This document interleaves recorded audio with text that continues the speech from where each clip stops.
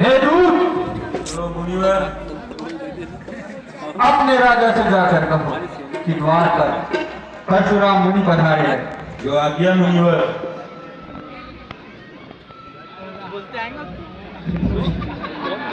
क्या बात है दूत?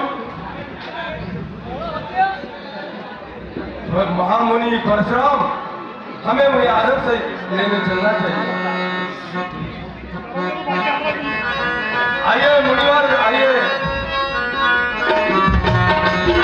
हे मुनिवर, जगत चरणों में प्रणाम करता है। कल्याण हो जाए।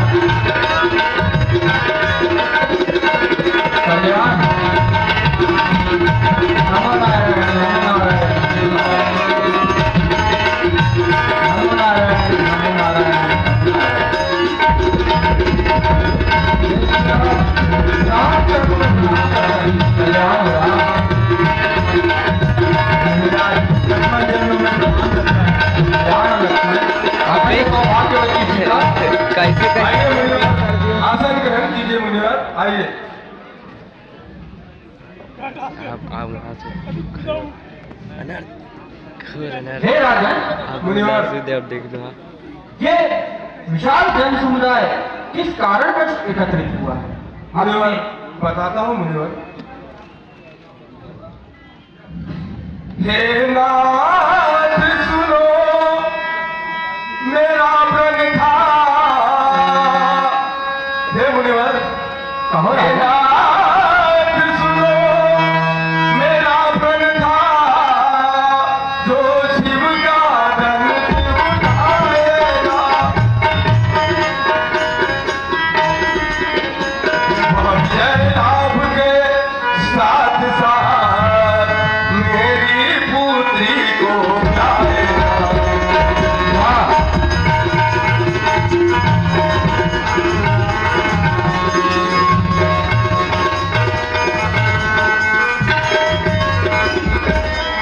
बस इसीलिए सब भूप यहाँ। हे मुनिवर, बस इसीलिए सब भूप यहाँ आशा लेकर आए हैं। संत विशेष निमंत्रण से उत्सव देखने बुलाए हैं।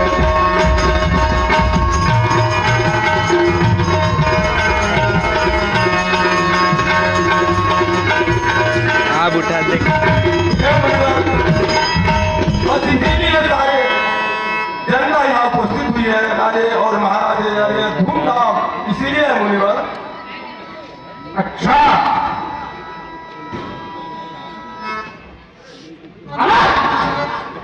मुनिवर, कौन अनर्थ? जल्दी बता। जल्दी बतला, ये धनुआ किसने तोड़ा है और इस भरत स्वयंवर में किसने सीता से धागा जोड़ा है? अत्यंत शीघ्र बतला उसको, अन्यथा चौपट कर डालूंगा। जहां तक फैला है राज तेरा, सब तुरंत बाहर कर डालूंगा। हे मुनिराज, शिव धनुष तोड़ने वाला भी कोई शिव का प्यारा ही होगा। जिसने ऐसा अपराध किया वह दास तुम्हारा ही होगा, जो कृपा पात्र है गुरुओं का। हे मुनिराज, जो कृपा पात्र है गुरुओं का वह कब किसी से डर सकता है? जिस पर कृपा है ब्राह्मणों की, एक काम वही कर सकता है।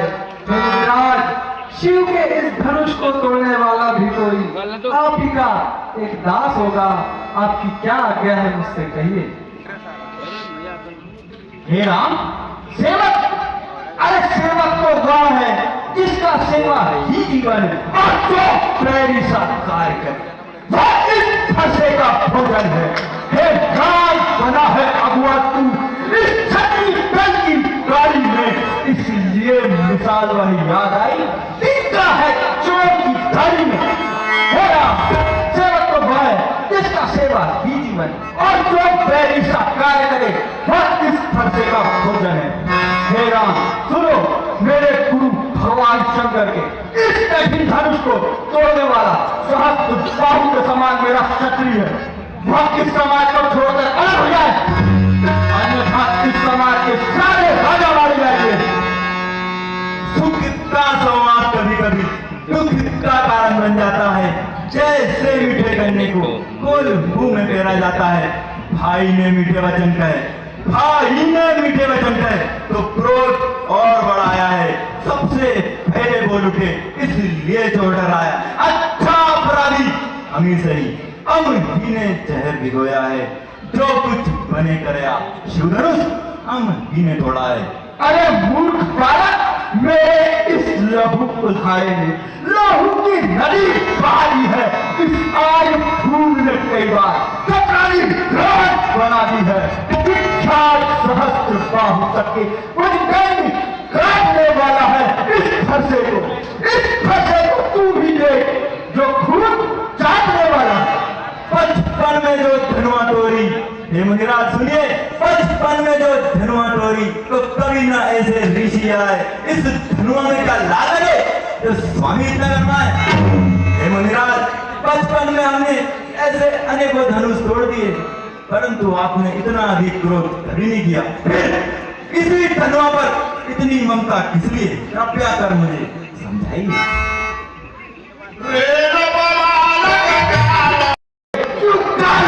हो रहा जबान संभाल कर नहीं बोलता।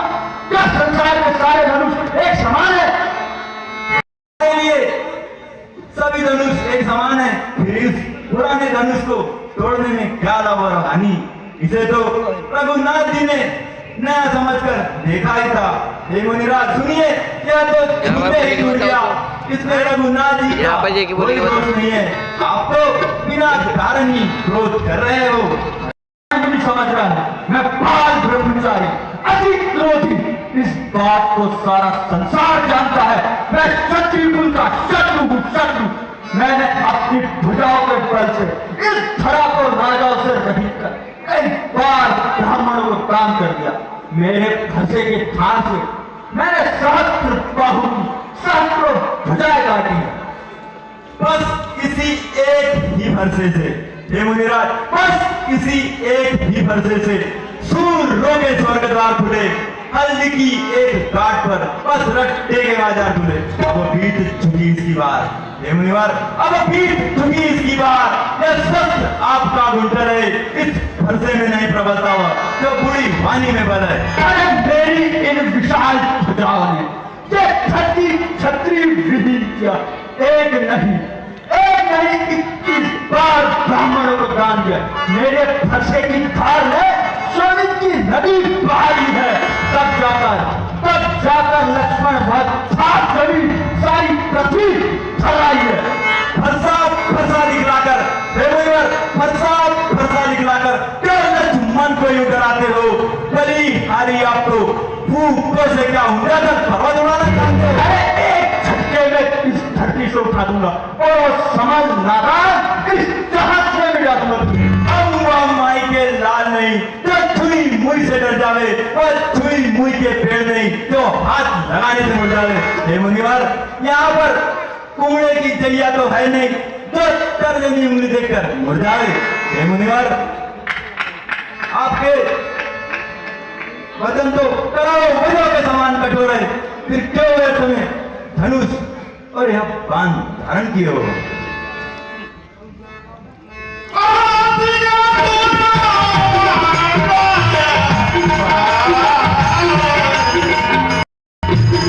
हे विश्वामित्र मुनि सुनो, क्या कुटिल बुद्धि वाला बालक निश्चित ही वध करने योग्य है? या सूर्य वंश में कलंक है, या बिल्कुल मूर्ख उद्दंड और निडर है? मैं पुकार कर कह देता हूँ, यह कड़वा बोलने वाला बालक कुछ क्षण में यमलोक हो जाएगा। इसमें कहीं भी देरी नहीं लगेगी। आपके सूरज को आपके रहते वर्णन करने में कौन पार पा सकता है?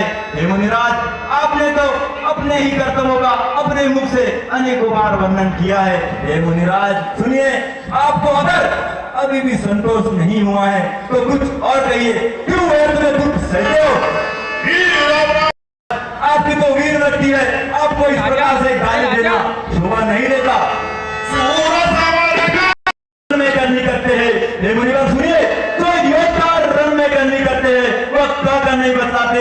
और रन में कायर बेरी को, हे मुनिवर, रन में कायर बेरी को सम्मुख पाकर हाहाकार मचाते हैं।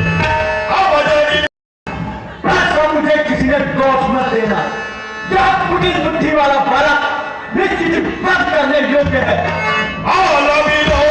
बच्चा समझ के बचा कर, किंतु क्या अब बुरी माना जाता है? तू बच्चा है, बच्चा ही है, क्यों मेरे घर से मरता है और मुझ जैसे क्रोधी के आगे क्यों ज्यादा बचपना करता है? हम बच्चे हैं इसलिए बचपना करते हैं, ये मुनिवर सुनिए, हम बच्चे हैं इसलिए बचपना करते हैं, परंतु आपको इस प्रकार शोभा नहीं देता जो बच्चों के मुंह लगते हो।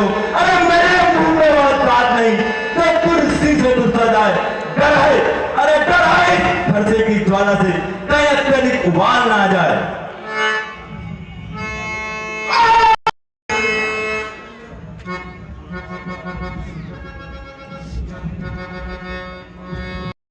इस बालक को क्षमा कर दीजिए। देखिए अभी तो इसके दूध के धार भी नहीं गिरे और आप तो धीरवान, शीलवान हो, दयावान हो, इस बालक पे दया कीजिए। हे विश्वामित्र मुनि, मैं तुझे बच्चा समझकर छोड़ता रहा, यह केवल तुम्हारे शील स्वभाव के कारण बचता रहा। कठिन कुठार, ऊपर से मेरा भयानक क्रोध, तीसरा मेरे गुरु का शत्रु मेरे सामने खड़ा नहीं मार डालता, परंतु हे विश्वामित्र मुनि, यह केवल तुम्हारे शील स्वभाव के कारण बचता रहा। अभी अपनी कुठार से तार देगा और अपने गुरु के ऋण से उऋण हो जाता। आपके शील स्वभाव से तो सभी यह संसार भली भांति परिचित है। आप पर माता पिता का ऋण से तो ऋण हो ही चुके हो, परंतु आप पर गुरु का ऋण अभी भी शेष है। ऐसा लगता है जो आप पर गुरु का ऋण शेष है उसका ब्याज अधिक हो गया होगा, वो हमसे वसूलना चाहते हो। हे मुनिराज, आप ऐसा कीजिए, किसी महाजन को बुलाइए जिससे कि वह इस ऋण के ब्याज की गणना करे और फिर हम उसका भुगतान कर सके। अरे जो ऋण हुआ, जो माता का बलि जाता है, गुरु ऋण के कारण वही हाथ फिर एक बार खिलाता है। लक्ष्मण, लक्ष्मण, उस अवसर का पूरा भुगतान करूंगा मैं, अपने खूनी फरसे से तेरा बलिदान करूंगा। शूर नहीं कहलाते जो अपने आप भुगतान करे, वो काम नहीं कर सकते जो बातों का भुगतान करे। यह शब्द तुम्हें भूले भले, जिसने सर का लौट जाता है वही हारे उन हाथों को जिसने माता का सर काटा है। धरा से देव तक पूजा एक ही नारा है, मैं भगवान जी, ऐसा भूचाल मचाने वाला है, कोई अंश नहीं बचेगा इस पृथ्वी पर, कोई अंश नहीं बचेगा इस पृथ्वी पर। भगवान जी ऐसा विनाश बचाने वाला है, जो करने वाला है वह करता है, कहता कम है। ये विप्रवर सुनिए, यह तो मशहूर कहावत है, जो डर जाए वो फंसा कम है। अरे प्रत्युत्तर देने लगा मुझे, प्रत्युत्तर देने लगा मुझे, क्या मरने से नहीं लगता है? मुंह में से जीभ खींचूंगा तेरी, जो चलो बकबक करता है। अब रहा न जाता मोन, अब रानी रघुनाथ है, एक कह सकता है कौन? अब रानी को आप जो उत्सव गिराने आए हैं, भाई ने धीरे डाला उसका घी निकालने आए हैं। यह धनुष अनेकों वर्षों से था मिथिलापति के यहाँ पड़ा हुआ, जब उनके कब्जे में था तो उनकी संपदा हुआ, जो मालिक था उसने अपने ही आगे छुड़वा डाला। अब कहिए मुनिवर, आप कौन होते जो कहते हो गड़बड़ डाला? अरे क्या गुरुकुल ने सीखा झूठ बोलना? रघुकुल में आया झाला, मिथिला में आया दही जमाने, बनता है नीला काला, अपराध किया फिर भी कहता अपराधी है कौन? अरे क्यों मरता मेरे घर से, क्यों नहीं रहेगा मौन? गुरु के इस कठिन धनुष को भंजन करने वाला, मौत मरेगा इस फरसे से, काल बजाने वाला।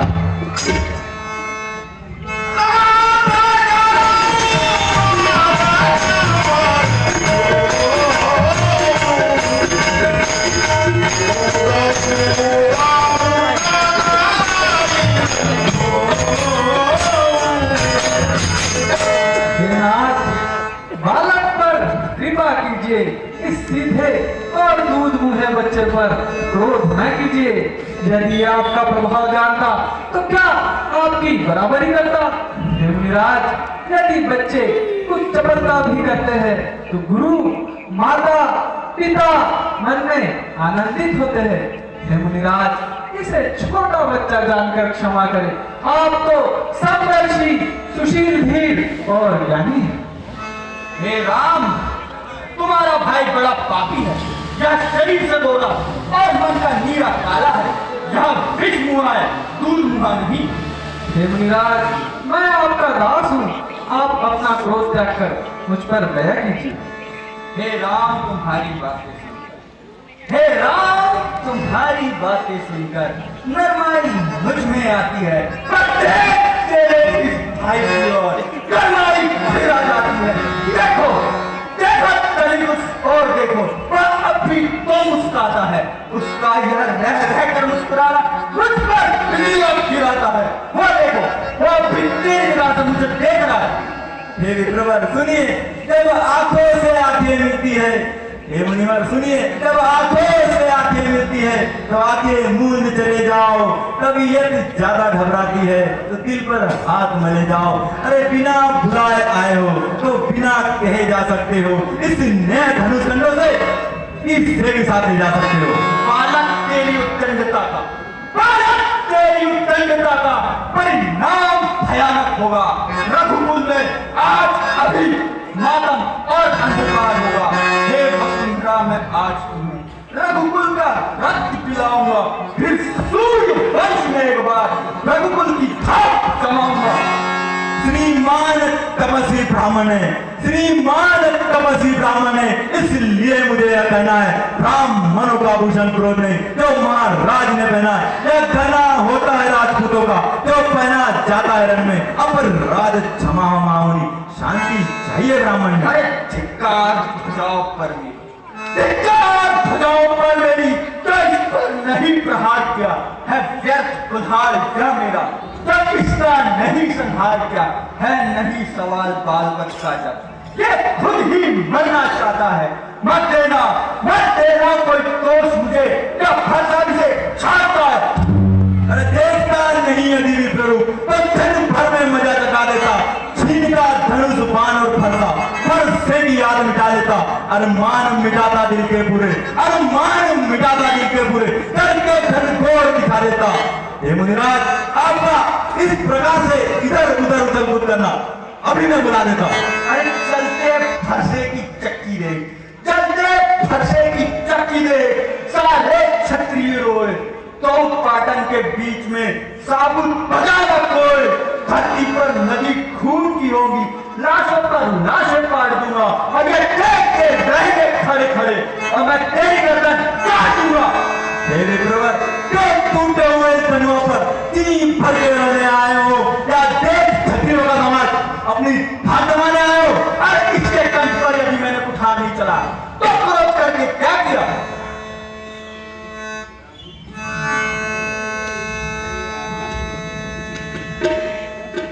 हे मुनिराज, अरे इसके कंठ पर यदि मैंने कुठार नहीं चलाया तो क्रोध करके क्या किया?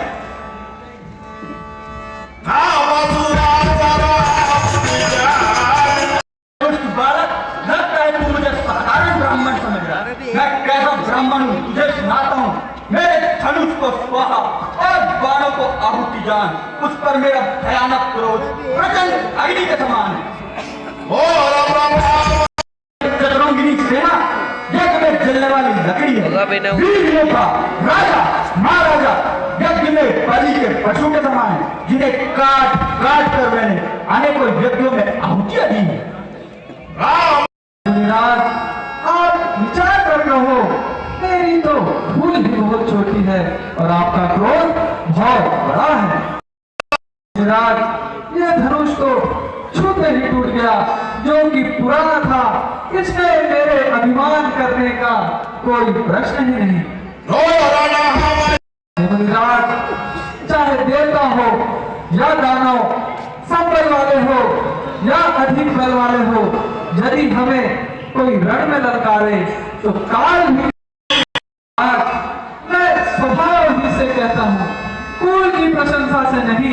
रघुवंशी रण में काल से मैंने लड़ते मुनिराज। हे मुनिराज, ब्राह्मण वंश की ऐसी प्रभुता है जो आपसे डरता है वो सभी से निर्भय हो जाता है। हे मुनिराज, आप में और मुझ में 100 छोटों कितना अंतर है परशुराम मस्तक पर, राम नाम चरणों में है। मैं राम, आप है परशुराम, बताओ किसका नाम बड़ा? बड़ा वही होता है जिसका होता है नाम बड़ा। मैं परशुराम कहलाता हूँ तो तू भी राम कहलाता है। मेरा ही नाम छीनकर मुझे पर छाप लगाता है। दो राम रह गए नहीं राम, इस कारण कर संग्राम अभी, अन्यथा जगत को मत बहका दे राम का नाम अभी। हे राम, कहो मुनिराज, लक्ष्मीपति श्री विष्णु के इस अमोघ धनुष पर बाण का संधान करे और मेरे संदेह को दूर करे। हे मुनिराज, आप तो जानते हैं कि ये दिव्य वैष्णव बाण कभी खाली नहीं जाता। अब आप ही बताइए, मैं किसे नष्ट करूं? आपके मन की गति से जो आने जाने वाली शक्ति है उसे, या आपने जो अपने तपोबल से पुण्य लोक अर्जित की है उसे नष्ट करूं मुनिराज? हे रघुनंदन, कृपया हमारी आवागमन की शक्ति का नाश ना करें, क्योंकि हमने जब हमारे गुरु ऋषि कश्यप को यह सारी पृथ्वी दान की थी तब उन्होंने कहा था कि अब आप हमारे राज्य में नहीं रह सकते, इसलिए हमें रात्रि में महेंद्र पर्वत पर जाने के लिए इस शक्ति की आवश्यकता पड़ती है।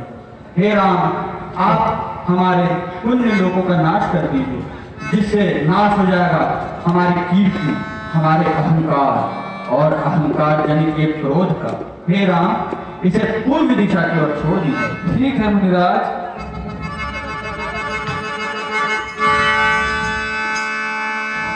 नीलांबुज विश्राम